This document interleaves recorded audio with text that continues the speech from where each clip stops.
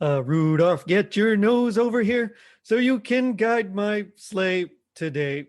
We're talking The Simpsons versus Bob's Burgers. Hit it.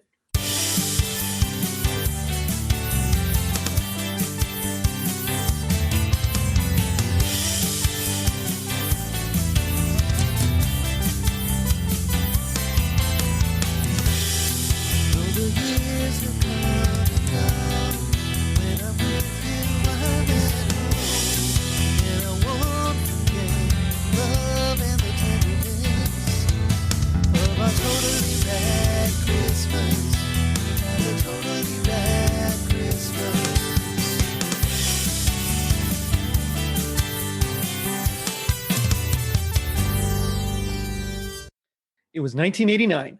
Honey, I Shrunk the Kids premiered. The New Kids on the Block were hanging tough.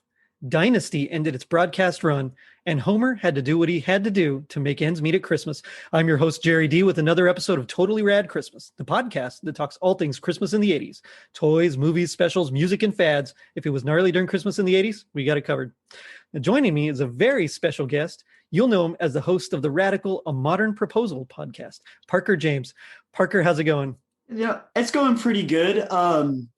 I do got to say, Christmas is kind of a weird time for me, just like with my own background. But I can definitely appreciate like the old Christmas stuff.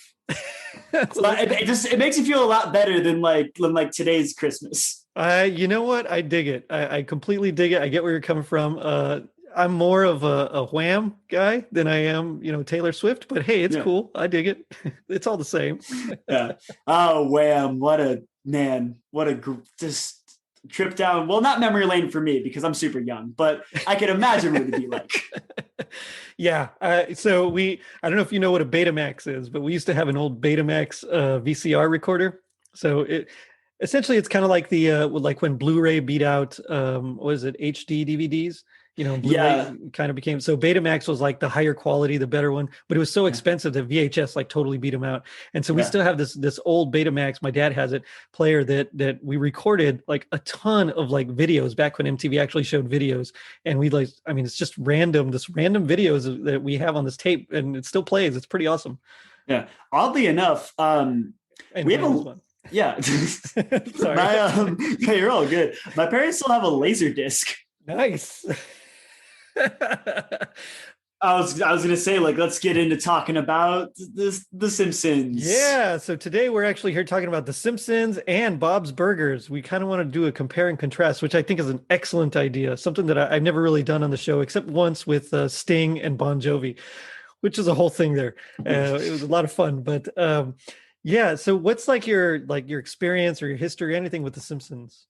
So I never really watched like a ton of Simpsons. It was a little bit like past before my time. Yeah, I got and that. I grew up with two older sisters, so they never really wanted to watch Simpsons. I was watching like American Dad. I was watching Family Guy. I was watching Bob's Burgers when it first came out. Right on. Yeah. So it's like, I know the Simpsons. Like, I think I remember when I was like 10, my dad took me to go see the Simpsons movie in theaters. Oh yeah. I'm like, oh, this is probably a little too young for a 10-year-old, but 10, I'm not. Okay. I am old. Sorry. Hey, it's all good. Time's a flat circle. We've all learned that. There you go. That's right. If you learn anything from Back to the Future or Terminator, it's that time is cyclical, not linear. So it's all right. I'll eventually get back to where I'm supposed to be. But anyway, so you saw it when you were 10. Yeah, and so like it was interesting to like rewatch like the first ever Simpsons, especially because I was so used to the modern style of animation where it's done all through the Adobe suite using computers and like being able to really automate the process, going back to 1989 when it was still done mostly just through sketches and film. Mm-hmm. And just like the frame rate was, I was like, oh, that's right, this was someone drew this. I know, it's crazy when you think about it. We're just so used to like the modern style where everything is perfect and the backgrounds are the shading is there. It's so different, and it's hard to like imagine that. I used to love this. I still love it, but it's one of those where it's like it came out and I was like, wow, this is amazing. It's edgy and it's cool and yeah, whatever. Yeah. And Yeah, well, and like what I noticed too on the whole like edgy thing is that comedy was way easier back then, right? Yeah, yeah. And my case in point of that is that's like during the first scene of the Christmas special, the first ever Simpsons Hmm.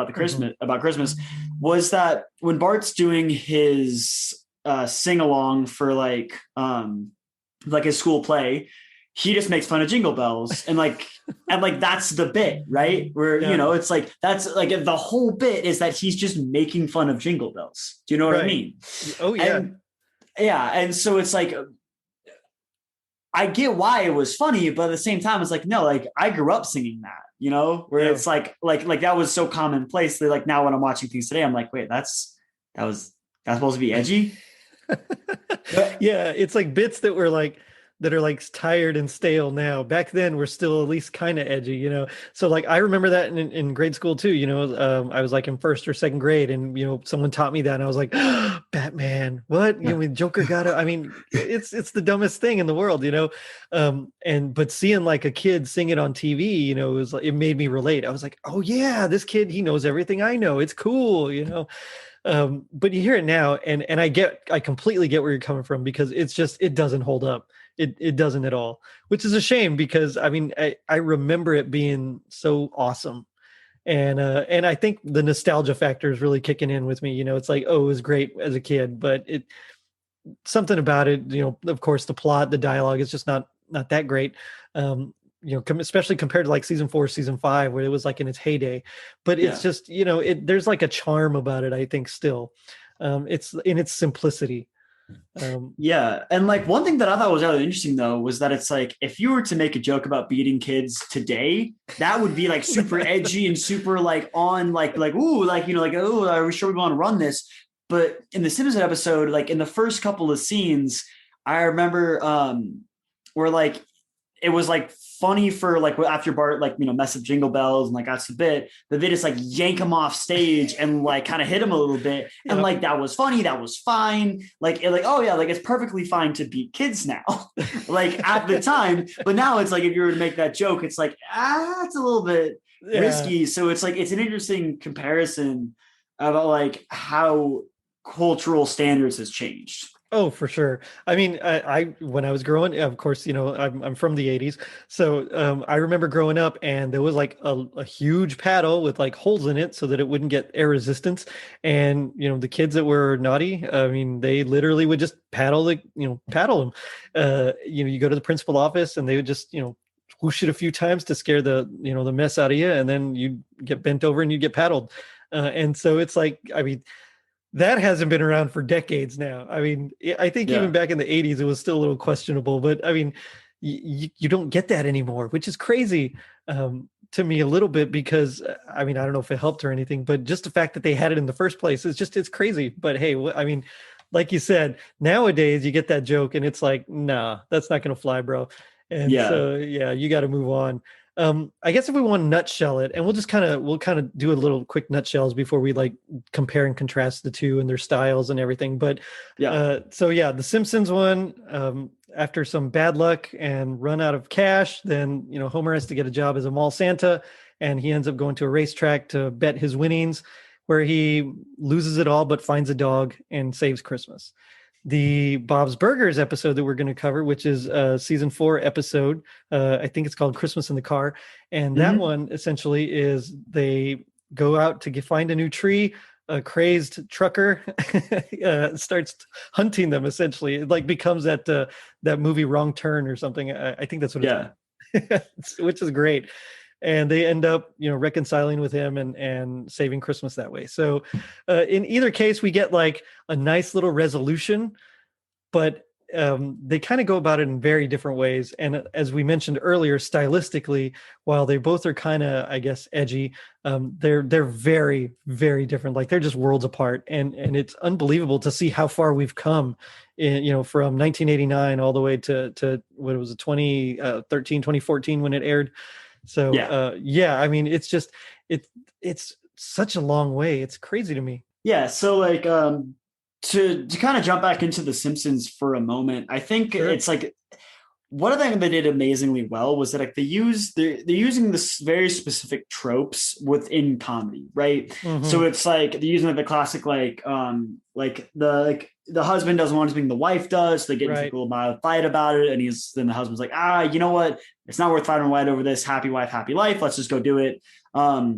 But yet he doesn't have the stones to tell like, hey, like I didn't get my Christmas bonus, like I don't know how we're gonna do Christmas this year.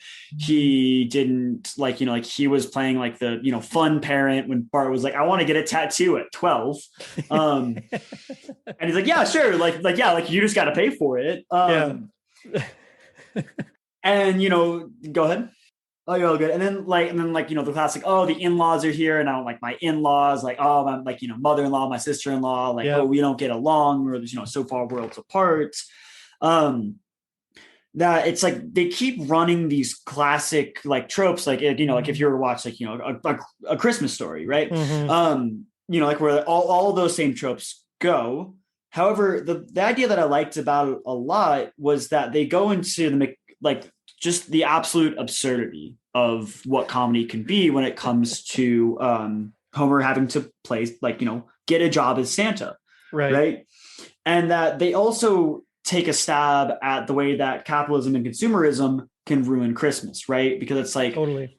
um, what's his name? The Homer's boss. I think of his name right Mr. now. Burns. Yes. Mr. Burns cuts a gross bonus because he wants to make more money because he can, because he's a business owner. And that Uh-huh. forces Homer to have to get another job at a very exploitative company that they're also just trying to make money because, he got paid, like $150. And then they took almost all of that out. So he left with $14. And then he had to resort to going to a dog track on Christmas Eve to bet his money. And it's Yep. like all of this is like at its core function is so absurd that Homer, a well-to-do, like nuclear facility worker, would have to lose all of his money and then go bet it on a dog race. Yeah, you're right. It's definitely absurd. And I think that's why there's something about it that just like pulls me in, because I think for at least a lot of people, we've been in that situation where it's like, okay, so we need I don't have any money, but I still got to make this thing happen here, or I'm going to lose a house or whatever, or I'm not going to be able to eat, I got to make it happen. So you at least can kind of connect with that. And as far as, Homer telling or not telling Marge about everything, I mean, you really have a point. That's like just a classic sitcom trope. I mean, you can see Al Bundy doing the same thing. You could see what's his name from the Honeymooners doing the same thing. I mean, all these guys, from like these classic shows, that's totally what they would do. They would just go out themselves and try to make it work somehow.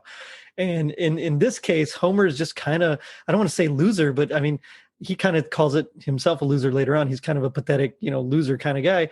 And he just fails miserably.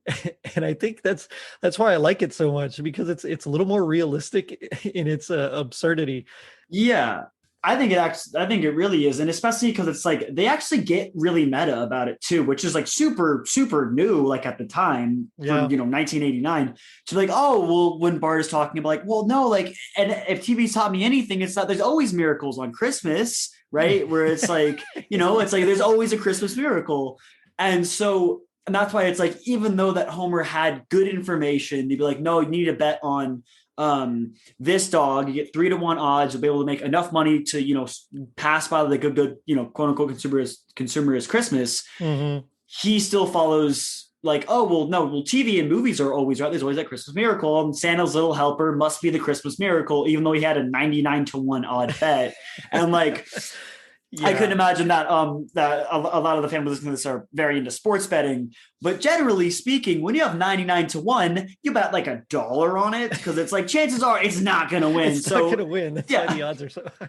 yeah, exactly. And so it's like they get that meta, but it's still, and like the one thing that I noticed too was that it's like when um Marge's sisters were talking to Lisa about like what type like what she thinks about her father. It's like she gives us, I can't quote it, but like she gives us really, really long speech about how like she's like projects onto older men and that's gonna like set the stone for her relationship, going into the absurdity of the adults are acting like children, the children are acting like adults. Mm-hmm.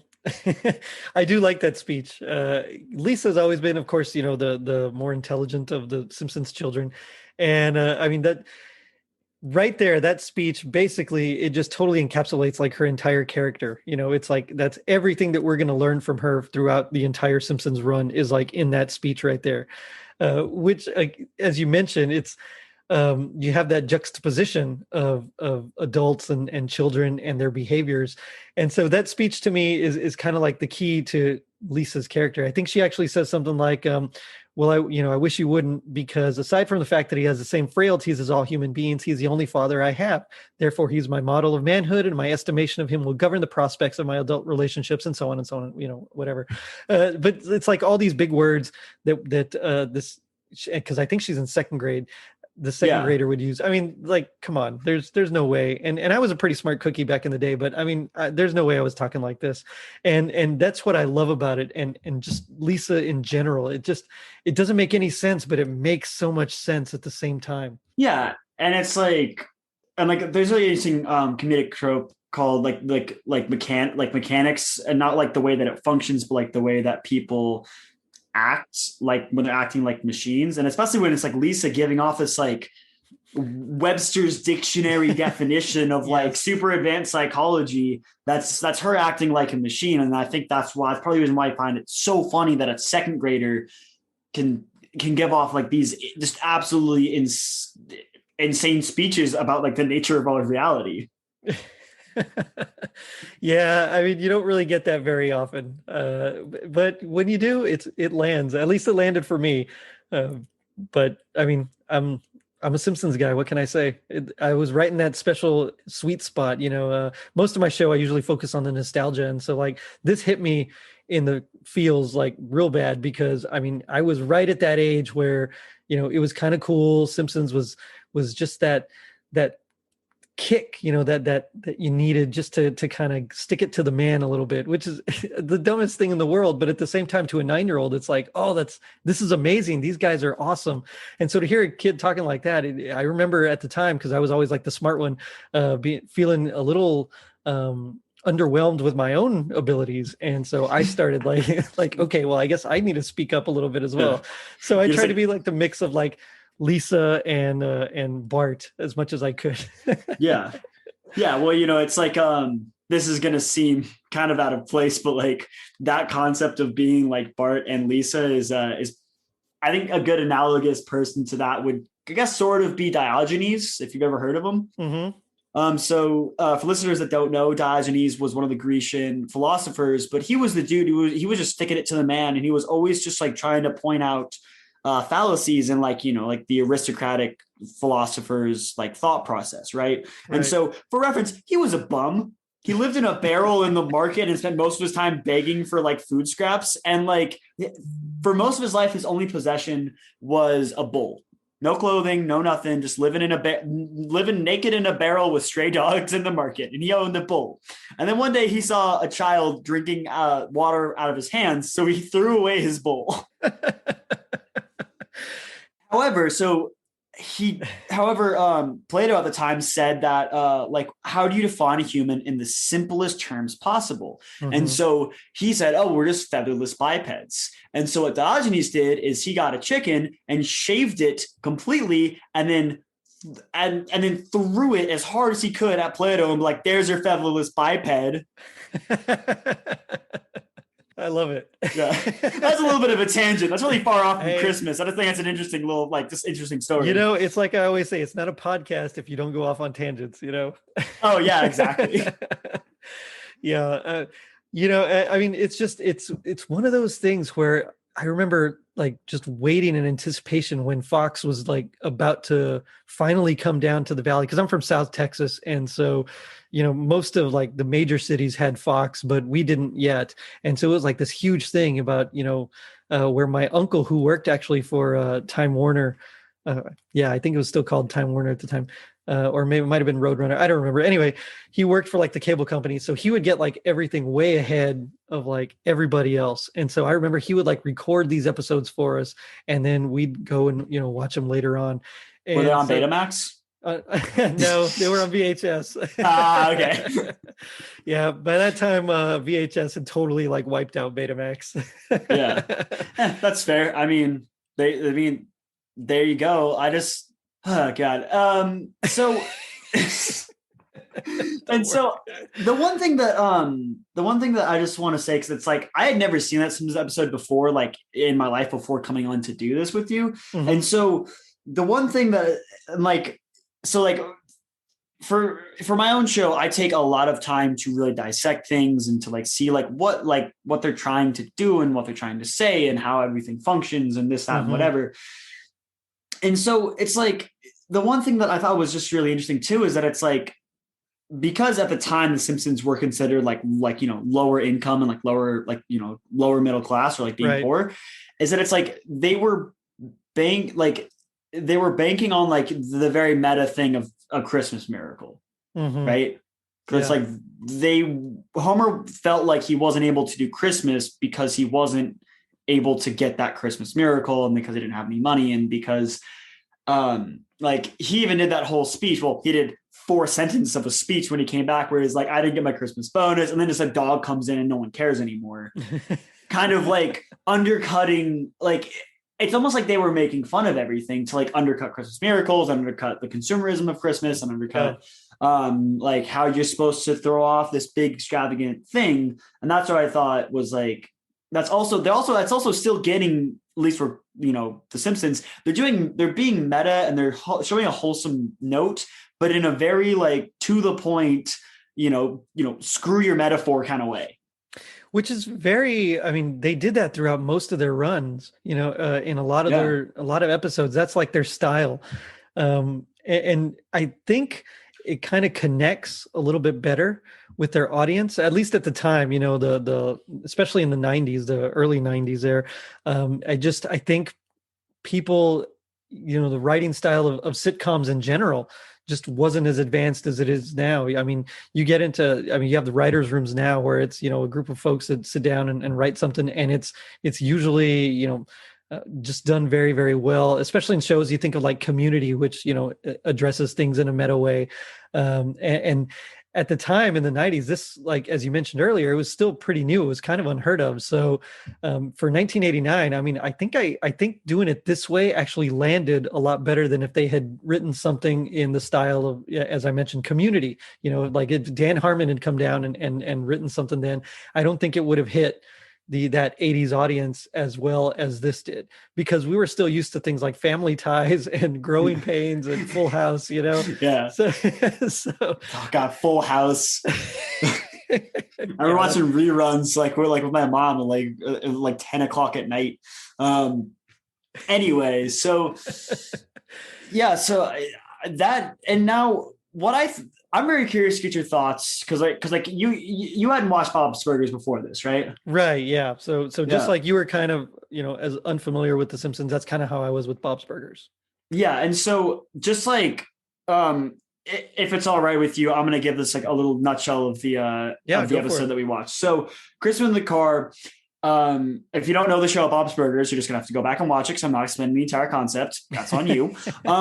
So Linda loves Christmas, just so obsessed with Christmas that the day after Halloween, she buys a Christmas tree, starts putting up decorations, and obviously the tree dies like 3 weeks later because that's how trees work. Yeah, because Christmas trees die. Trees tend to die. Yeah, that's when you cut them down. And so then she buys another tree right after Thanksgiving, right? And so that dies like on Christmas Eve because it's a fire hazard. And Bob even makes a joke. It's like the tree's caught on fire 3 times. Like I am putting this out of the house. And so she needs to they're like, oh, like we have to get a new tree. And like there's no trees available anywhere because it's Christmas Eve. Mm-hmm. And so Linda starts calling around and it's like, oh, like they find a tree late at night like in a town like an hour away from their house. And so meanwhile it's snowing, Mm-hmm. And Bob was like, no, we're not going to drive for 2 hours in a blizzard on Christmas Eve for a tree. Like, that's a dumb idea. And Linda convinces them to go, and eventually they go, and they get the tree, and then they get stuck in the snow, and then a trucker comes and he gets pissed off at them. And then, yeah, exactly what you're saying at the beginning of this episode, the trucker wants to murder them and then follows them around all these places. And like, no one believes Bob that the trucker's trying to kill them all. And so, and it does end in a good way, but a way that only makes sense to our times.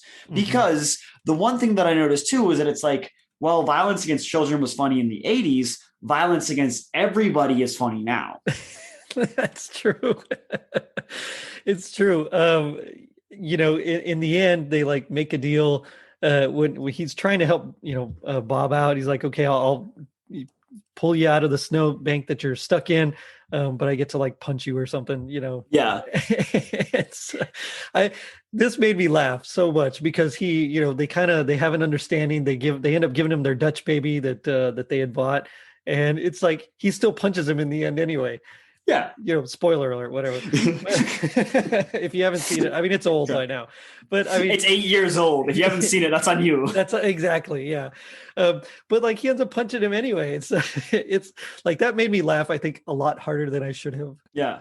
Well, yeah, but I mean, like, and that's kind of the point too, that it's like, the one thing that I noticed too, is that it's like when it came to Homer, he was so desperate to try to make capitalistic Christmas happen. Mm-hmm. But with Bob, it's like he, at least in my opinion, he's already kind of given up on that. Cause it's like, he runs a restaurant. He knows that he's poor. They're really, they're scraping by on thin margins.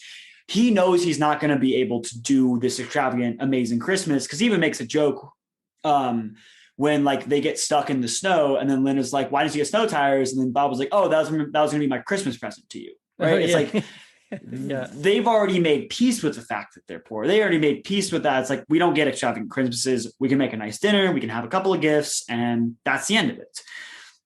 And I think that's really just like a sign of our time, where it's like in the 80s, there was a lot easier chance for like upward mobility when it comes, but now in today's world, there's not that really easy chance of upward mobility unless you already have those kind of structures in place for you. So it's like, they've just made peace with that. And it's like, they're not trying to do anything, but other than just have, like just a normal Christmas. But the thing that I noticed the biggest was that Linda was okay putting their safety, or putting the Christmas traditions over safety. Right. Cause it's like, driving for 2 hours in a blizzard at night in a car that doesn't have snow tires with children in a car is a rather unsafe thing to do, especially on Christmas Eve, where there's not a lot of emergency services. You're going to be waiting a long time. It's cold. Like it's all these things, but it's like, they still need to have that Christmas tradition. So it's still the same as in like having this extravagant Christmas, but instead of having it be this capitalistic sense, it's more of like a tradition-based sense. Yeah, I completely get that. And actually, I mean, the thing about the Bob's Burgers episode is that I think, especially Linda, she represents, because I mean, I work at a Christmas store, so I see all sorts of people, and I see Christmas pretty much every day. I mean, that's why I have a podcast. But I mean, it's just, she to me represents like so many of the people that come to our store, where it's like, it's all about the everything about Christmas, not instead of like what Christmas is actually about, like the family, the friends, the love, whatever, the togetherness. And so Bob, on the other hand, he does seem more resigned to his lot in life. At the same time, at least from what I got from this episode, this is basing it solely on this and not on anything else, because I haven't seen the whole series, but at least to me, it seems like he kind of gets it more than she does, like what Christmas is about. And some of that is just because he doesn't want to go out in the snow. I get it. But at the same time, there's just a hint of something in his, just a hint of something in his whole demeanor that it's like, and again, maybe it's because he's voiced by the guy that does Archer. But yeah, hey, Sean Benjamin. There's just something about it that it seems like he gets it more than the others do. Even Kristen Shaw, or whatever. I mean, it's just, I think it had a little bit more of like a Christmas message than the Simpsons episode did. Whereas Yeah. the Simpsons in the end, like you were saying, it is more capitalistic. It's about the stuff, and then as soon as they get the dog, then it's like, oh, okay, well, I don't need all the money in the world. Okay, I can just, as long as we have each other, But it took like till the very end of it to finally hit home, which I suppose is typical of sitcoms. But for some reason, the Simpsons one just seemed like it was a lot more delayed, and it was just too quick. I think it just ended a little too quick, too abruptly for my taste. Yeah, I would agree with that. And like the one thing that also it's like I feel like just the way that comedy has changed too is that it's like Bob is constantly forced into like really awkward situations, but then is equally awkward at like handling the situation, right? So Mm-hmm. it's like when he calls Teddy to tell him to, hey, turn off the oven, take the ham out. He is like, Teddy's, obviously like he's being like a sitcom character, right? He's like, oh wait, what do I do? I can't do his voice, but like he's like, oh, slow down, slow down. He's like, Teddy, just turn off the oven. It's a knob, just turn it off. That's all you have to do. It's like, whoa, whoa, whoa. And so it's like he's acting almost like Kramer from Seinfeld, where it's like just this massively animated character, and it's like always, trying to like, and then Bob's like, he's acting like a sane person, like someone who's just perfectly fine. And then it's like, I don't know the exact scene, but it's like Louise makes this like really off-kilter joke because it's like Louise is basically Lisa Simpson, but with like murderous attitudes. Yeah, Right? Where it's like, yeah, where it's like instead of like this nerdy girl who just wants to play saxophone, she's like, no, I'm perfectly fine causing violence. She built an entire Santa trap just so she could kill Santa. Right. And so it's like that's what also goes back to like why I think it's like because now obviously I'm not saying we don't like humans have always been this violent. We have always just been a very violent species. But I think because it's so much more in our face now, we're almost kind of numb to it where it's like, yes, we find a child saying that she wants to murder a Christmas spirit funny. It And reminds me, I don't know, did you see that Mel Gibson movie that just came out, Fat Man? no, I want to beat Mel Gibson half to death with his own flip flops, but that's just my opinion on the matter. So no, I've not seen that one. So I'm pretty good about separating like the person from the art or whatever. And Oh no, I just don't like his art. Like touche. All right. like I don't like him for a lot of different reasons. Well, there you go. Yeah. So I mean, it's basically like a kid is naughty and gets coal, and so he hires a hitman to kill Santa, and that's like the premise of it. And Mel Gibson's playing Santa, but it very much her whole plan to like try to capture him reminded me of not only that movie Fat Man, but also that book like How to Catch Santa Claus. It's like a children's book that I read to my kids and stuff. It's like if you could, like someone just took those two things and just combined them, and that came out with like this episode, and I loved it. I mean, it was like the most ridiculous plan. Stick your hand through this hole to get the cookie, to get the milk. Yeah. Or whatever. I mean, it's like the dumbest plan. Like totally a kid would come up with it, but at the same time, you can see how someone as see what's the nice way to say it, Stupid. As there you go. As someone as moronic, I suppose. A good word. Nicest way. As Teddy would fall for it, So. Yeah. And then like that goes back to the to like the principle of mechanics and absurdity is that it's like Teddy acts like an animal, right? You know what I mean? Where it's like he gets caught in this snare and it's like he immediately freaks out like a rabbit that's caught in a snare but starts like instead of just being like, oh, it's a slip knot, I just have to like stop pulling on it and pull on the other end and it'll come right out, my hand will go free. He just flips he just flip out like an animal and like pulls the fridge down and like messes up all the food and all that. And it's like they still use the same kind of mechanics. And then now this was really, really interesting. So have you ever heard of the concept of Chekhov's gun? Yes. So Bob's Burgers does that with the tires and like getting stuck in the snow.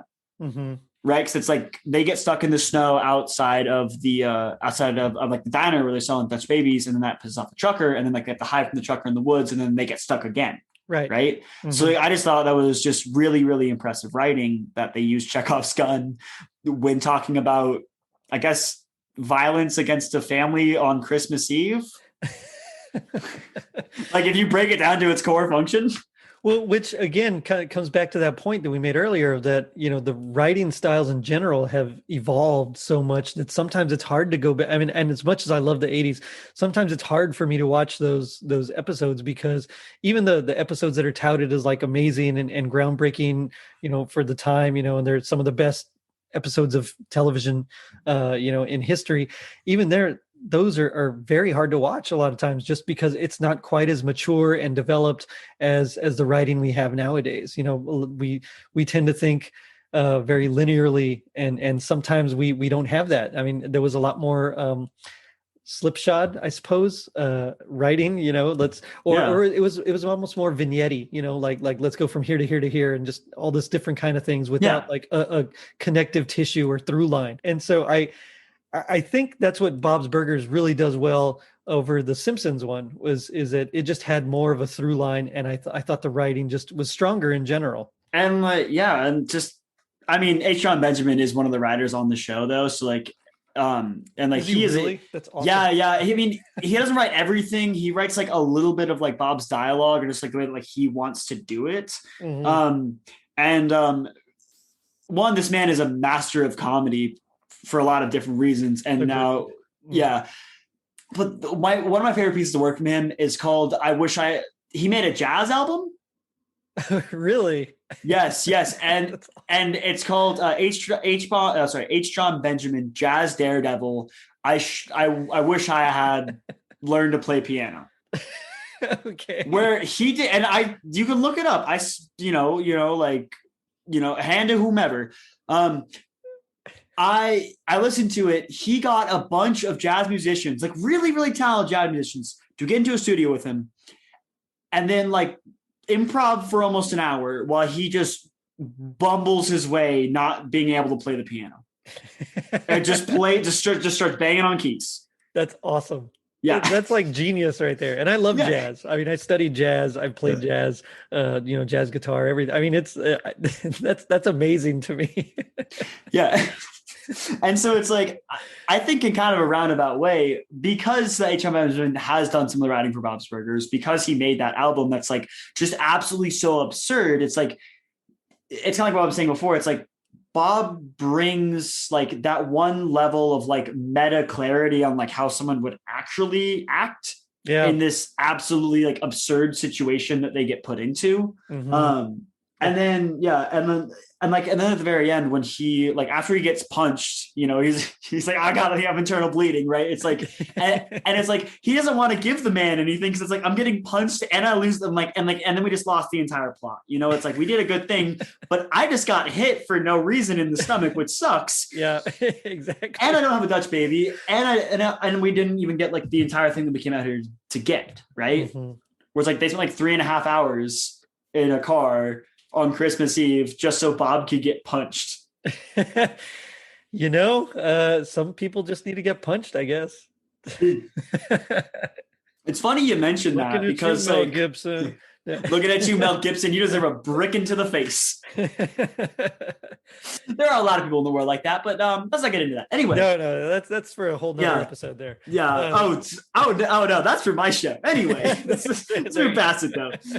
And so the one thing that I noticed though, mm-hmm. is that like Linda acts kind of like how Homer was acting. The way that they were both acting like children in a way, right? Because it's like if I was put in a Homer situation, I think my Christmas bonus, I had to spend all this money to get first of all, I would tell my child, no, you're not. When you turn 18, you can get a tattoo. I don't care then. Yeah. But at 12 years old, no, you're not getting a tattoo. But let's just say that happened and I had to put in his situation. I had $14. Well, one, I would have just come clean immediately and be like, hey, we're not like, we're doing like one present this year and that's for everybody and that's it. Right. And then I guess the entire episode would be null and void because you just act like an adult and just say, I didn't get the Christmas bonus. I'm sorry. How this should have ended, I guess. I guess it's like 5 minutes. It's like a 5-minute depth show. Written and directed by Matt Groening. Yeah. And but he had to go through all those things. And then and instead of going with, hey, my friend told me that I should bet on this dog, I looked at the stats, I have a general understanding of how sports betting of any kind works. I would bet all my money on that, and then I would get, like, was it $14? It was 3-1 odds. Give you $42. 1980. I mean, I could be wrong here, but if like in 1989, $42 would get you like a small but pretty decent Christmas. Yeah, for sure. And meanwhile, Linda she couldn't contain her excitement for Christmas. She was acting like a child, and in the way that like she kept buying new trees and new trees. Even though Bob was like, this is a bad idea, the tree's just going to die. I have to buy another one. Stop. Like, we'll just wait. Just wait till like the second week of December, and then we'll buy a tree and start doing Christmas stuff because it's December. She couldn't contain her excitement. And then instead of making the rational decision of being like, we just won't have a tree this year, kind of like, tough luck, so sorry. She made like the childish decision to risk her entire family's life to go out and get a new tree on Christmas Eve. So I think at its very core function, they both are just adults acting like children in the face of absurdity. Yeah, I mean, I think that's what Christmas does, though, to a lot of people. Really, at least for me and for a lot of people I talk with, it brings them back to like their childhood. So whenever I'm there, I mean, whenever I'm at home visiting my folks for Christmas, yeah, for sure, I get. I know I revert. I definitely revert. It's like, oh, Mom, can you make me these? Can you make me some chorizo or whatever? Can you make me some hot chocolate? Yeah. It's one of those kind of things where I kind of long for that bygone time, And so, I mean, I get why they would do it, because there's something about Christmas that just brings out the magic, or at least we want to believe in magic, I suppose, more often than not at Christmas time. And so I kind of get it at the same time. But I mean, to risk your whole family, that's just inane, I mean, why even try? I mean, that's just ridiculous. Yeah, it is rather inane. And I guess last thing I would like to say about this is that, having now done this deep dive into like the mechanics of comedy when it comes to Christmas and how things have changed and like what kind of Christmas means, at least to me in the modern day, is that I'm just going to go all the way back to like the actual Yule time, where you just get a log, light it on fire, get all your friends and family around you, and have a massive party. And that's all you do. Mm-hmm. That seems like way more fun to me. Yeah. Hey, you know what? I'm down with that. I'm completely like 1,000,000% down with that. That sounds amazing. Let's do it. So you can have all your taste. You can still still have all your tasty food. You roast a massive piece of meat. You have your special eggnog, and you have all your hot chocolate and the candies and the sweets and all that. And then you just do that on the darkest night of the year and just have a massive bonfire and just have a party. I think that's like a better way to do Christmas. That's just me, though. Let's not risk our family for trees. Let's not risk our children's lives for trees. Or just if you're gonna have a tree, just like buy it at a better time. Yeah. Like time it out better, Yeah. And like, I'm not going to urge anybody to commit crimes on your show, because that's not correct. But if you want to now, someone, no, I'm just... I was going to say, like, now where you source your tree to burn for your Yule time, that's none of my business, but national parks are there's a lot of them in there. That's true. don't do that though. Just don't get caught. No, don't really do that. You come to my don't store. Do that. No, just have it in from solves. So I love it. Thank you. But it does. Speaking of these two different shows, I mean, The Simpsons, of course, has won like 34 Emmys. It's been nominated for I don't know how many other awards. It's just one of those shows that's been around for so long. I mean, there's literally over 700 episodes now. It's just one of those that's kind of unbelievable how long it's lasted. Bob's Burgers, of course, has only been around since 2011. But my understanding is that it is also very well received. In fact, I think the last couple of seasons have like a perfect score on Rotten Tomatoes and things like that, So both shows, they're both great shows. Simpsons, I think, was definitely a product of its time. It always will hold a special place in my heart just because I grew up with it. I mean, I literally like grew up with the show. Um, but I think, at least for now, I kind of prefer the writing style of Bob's Burgers. Yeah, that's yeah. Yeah, I mean that's me speaking as a 41-year-old dude here, so it is what it is. But Yeah, but, yeah. but it does make me wonder, like if you had to pick, what would you say? And I know you don't have a lot of a lot of nostalgia or history with these, but what would you say would be your happiest moment of these episodes? Um, probably when Louise practices her like takedown of Santa. That's at least for Bob's Burgers. See, because I grew up playing lacrosse, and then I switched to Muay Thai and Judo. So like Oh, nice, I'm used to playing a lot of contact sports, and two of them are just actually fighting people. So it's like, nice. yeah, Louise, like yeah, that's a pretty good hip throw right there. Like you're getting it, little gal. And so I think, and then for the Simpsons, the one part that really stuck out to me, obviously I wasn't even alive when that episode dropped of the Simpsons. But I did feel like just really good about it when Bart was like making fun of the Christmas song, because Yeah, like that's something that I would do, right? Because it's like I wasn't the best student. I always tried to make fun of everything. I always tried to like kind of poke fun at the man and be like, haha, like rules are dumb, authority's dumb. So like those were my two happiest moments of both episodes. right on.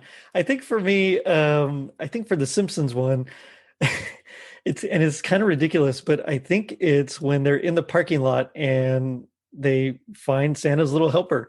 I don't know why. That's just I mean, I know why, but it gives me all like the Christmas well, I'll say it, the Christmas feels. It gets me, and it's just that, like, that warm fuzzies of like, oh, there's a puppy, oh, let's adopt a puppy, that kind of that kind of a thing. Yeah. In Bob's Burgers, I think my favorite part, my happiest part, would be literally when Bob gets punched.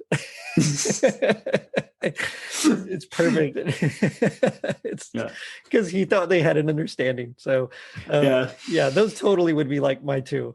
But that does bring me to my favorite part of the show, which is a little segment I like to call "Gag Me with the Spoon."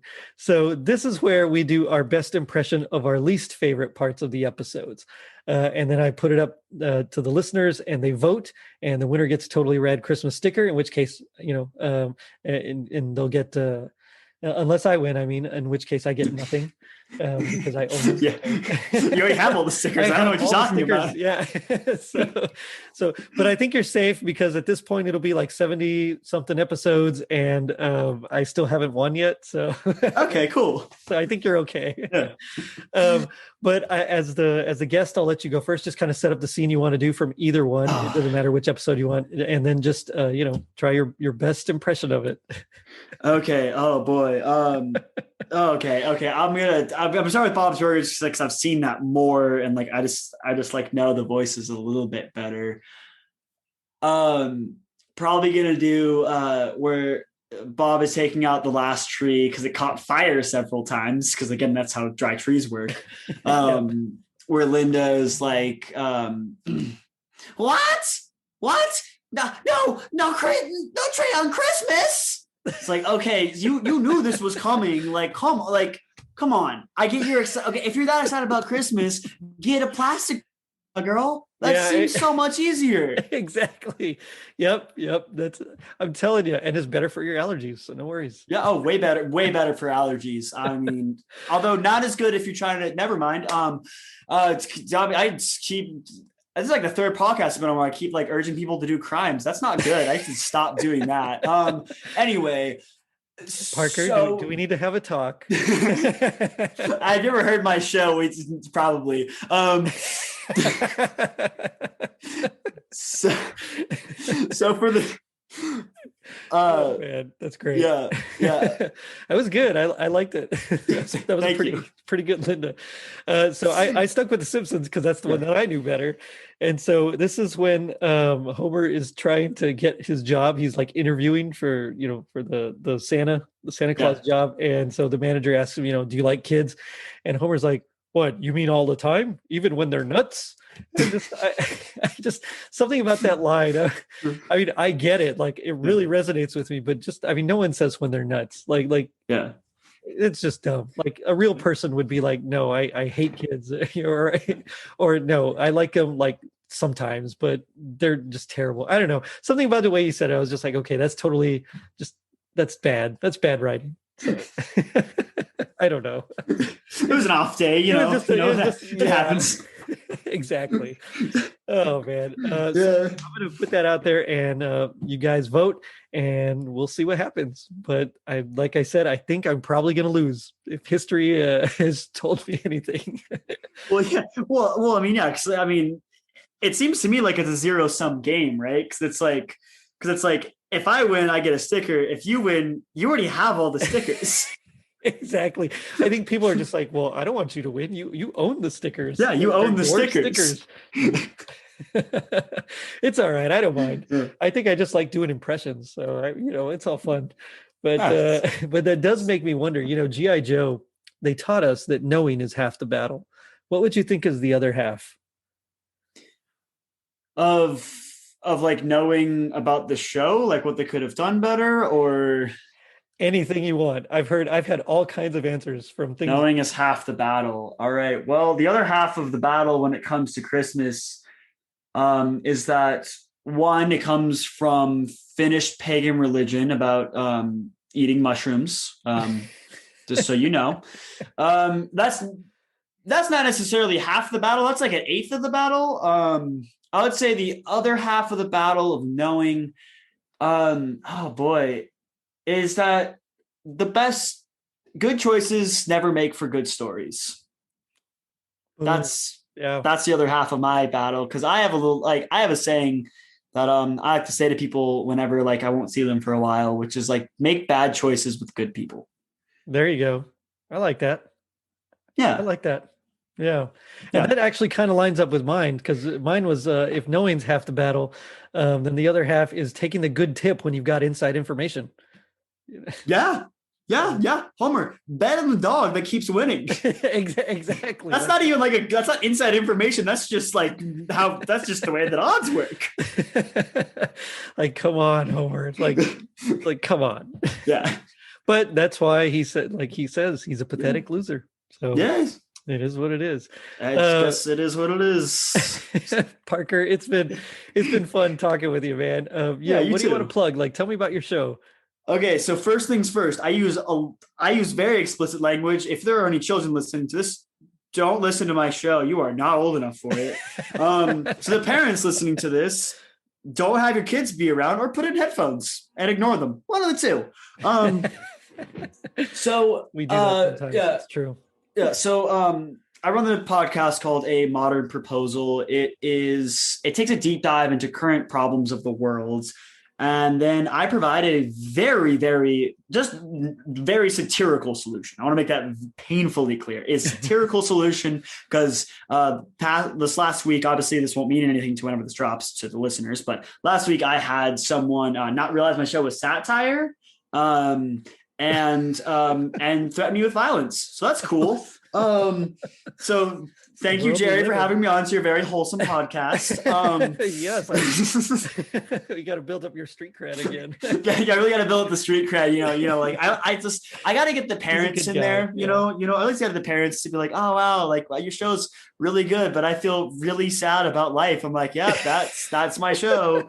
Anyway, so the show is based off of an essay by Jonathan Swift called A Modest Proposal. Play on words. That's very fun. Yeah. And so he wrote an essay in the 1700s during the height of one of the worst Irish potato famines that the country island had ever seen.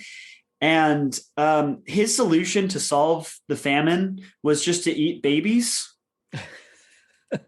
Like, it's supposed to be satirical. It's supposed to be a joke. It's supposed to like make fun of the English for land mismanagement and whatnot. Right. And so, funny enough, that came up on my Kindle. All right. As a recommended reading list, because I was like thinking about starting a podcast. I wasn't sure what to do about it. And so I was reading just like a bunch of just really different stuff. And so eventually it just came up. I'm like, remember reading that in high school, and I remember a girl throwing a book at me for laughing at it. Because I mean, like, Crazy. it's messed up, but I mean, it's kind of funny. Like if you morals aside. Anyway, and so that got me thinking. I'm like, little things. Yeah. Well, I mean, they can't run away from you. You just pick them up and then it's done. Well, it's like, it's like if Jonathan Swift was James Bond, he'd be like, "Oh, babies, please, shaken, not stirred." There you go. I'm sorry, you can cut that one. That was bad. I don't know. That was pretty fun. Thank you. And so it got me really thinking. I was like, okay, well, what's the modern equivalent of that? Because it's like there are so many problems in the world, and like whether that be the problems with shark finning and the degradation of our oceans, to pseudo intellectualism and the rise of far right hate groups that are like recruiting like teenagers through like Xbox and YouTube into like being Nazis. That's a episode I'm writing right now, and it is hard to do anyway. Yeah. So like that's just some examples. I also did one on fast fashion, so it's like it's a more human rights violation than Nazism, but like my show is not for kids. Please, I really do. Children, don't listen to my show. It's not for you. But yeah, you can find it on all the major wherever you get your podcasted. That's where you're gonna find it. Right on. And any social media? Yeah. So you can follow my personal account where I mainly just joke post. It's where I make a lot of jokes, and I just that account is Parker J Writes. I also do some actual like writing if you need a writer. I also do. You can follow the pod at just modern_proposal. It's on Instagram and Twitter. I'm not going on Facebook because I'm actually going to do an episode about them, but I'm not going to spoil too much for y'all. Thank you, Jerry, for having me on. I often like to say that you ever wonder how the world got so messed up? You ever wonder if a lunatic was in charge of fixing it? Well, that's my show. So thank you, Jerry. Well, thanks for coming on, man. It was fun. And have you like some great insights on these shows here. I love it. So Thank you very much. Yeah, no, anytime. And you're welcome back anytime. So we'll boost up that, we'll boost you up here, whatever you can do. But on that note, I'm going to end it by saying, this is the best gift of all, Homer. It is. Yes, something to share our love. And you can too by checking us out on our social media pages, Facebook, Twitter, and Instagram. And if you're feeling like the Simpsons getting a new pet dog for Christmas, leave us a review on iTunes. Not only does it help us reach more people, but you also get a free sticker. Now, don't forget to vote. Later, dudes. The world can feel like a pretty hopeless place nowadays. There are about 1 billion problems in the world, but yet it feels like no one's willing to talk about them. So that's why you should go listen to my new podcast, A Modern Proposal. My name is Parker James, and I'm going to share with you the world's worst problems and some even worse solutions with a guest that's coming in completely cold. You can find A Modern Proposal wherever you get your pods casted. Listen, follow, and be sad.